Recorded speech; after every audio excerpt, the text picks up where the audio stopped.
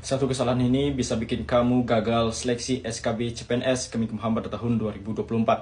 Nah, rekan semua, dari kemarin sampai hari ini sudah terlaksana pelaksanaan seleksi SKB CPNS Kemenkumham pada tahun 2024 tahap pertama, yaitu tes kesehatan, psikotes, dan tes pengamanan fisik.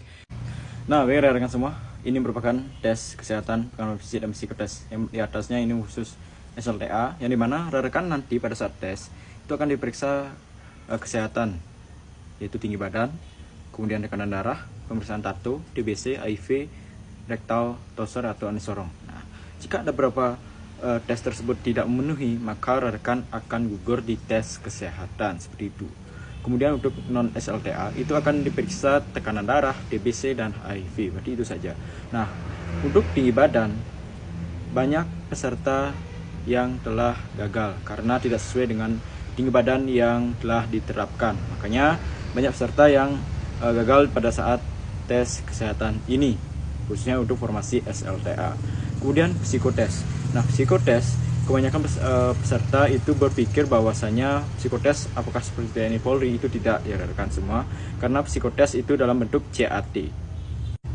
Nah, jadi seperti ini untuk psikotesnya.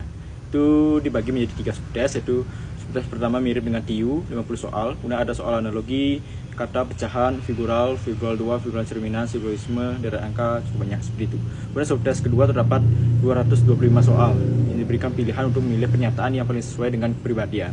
Kemudian subtes ketiga terdapat 10 soal. Pilihan jawabannya memiliki skala dari sangat setuju sampai sangat tidak setuju. Nah, untuk waktu, untuk subtes 1 dan 2 itu diberikan waktu selama 30 menit. Kemudian subtes 3 diberikan waktu 10 menit. Jadi untuk tes totalnya itu dalam kurun waktu 70 menit, ya rekan semua. Jadi seperti ini untuk tes psikotes. Jadi kalau ada tes koran, kemudian paper base itu tidak ada, karena semua tesnya CAT. Dan hasilnya nanti akan rekan bisa lihat, karena untuk tes CPNS Kemenkumham ini sangat transparan, seperti itu. Kemudian yang pertanyaan mengenai tes kesehatan dan pengamanan fisik. Nah, Mimin sudah merekapnya, jadi rekan bisa membacanya.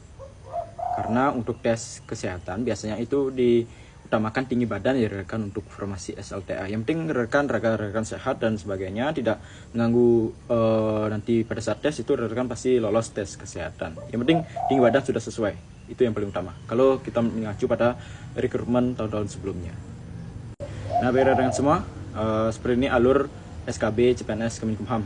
Yang pertama kesehatan, pengamanan fisik, SLTA, dan psikotes. Nah, jika rekan lolos di tahap 1, karena di tahap 1 ini atau di tes pertama bagian merah ya, itu nanti akan di ranking peserta yang berhak lolos ke tahap 2 dan 3, yaitu kesemaptaan, keterampilan, praktik kerja, tes wawancara, dan CAT-PKN. Jadi jika rekan tidak lolos di tahap kesehatan, pengamanan fisik, dan psikotes, itu rekan tidak bisa lanjut ke tahap 2 dan 3, seperti itu.